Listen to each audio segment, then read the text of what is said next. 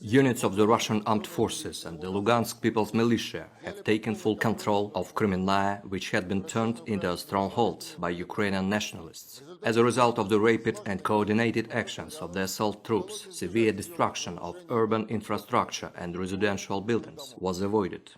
Operational, tactical and dummy aviation of the Russian aerospace forces struck 20 areas of concentration of Ukrainian manpower and military equipment near Shnurki, Novonikolayevka and Alexandrovka during the night. Missile troops and artillery hit 1,001 military assets of Ukraine.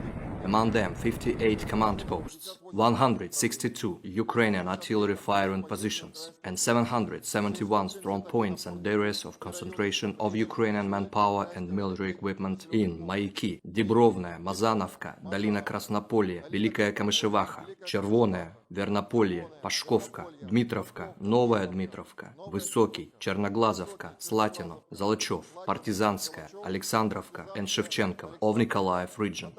Russian air defense means destroyed 13 Ukrainian unmanned aerial vehicles near Berezovaya, Brashkovka, Verkhnetorezskaya, Dubrovka, Izum, Kalinovka, Kiselovka, Lozovaya, Novobogdanovka, Novoalexandrovka and Chuvakovka.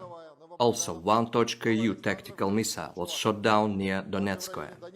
In total, 140 aircraft and 106 helicopters, 511 unmanned aerial vehicles, 254 anti-aircraft missile systems, 2,410 tanks and other armored combat vehicles, 262 multiple launch rocket systems, 1,046 field artillery and motors, as well as 2,259 units of special military vehicles of the armed forces of Ukraine were destroyed during the operation.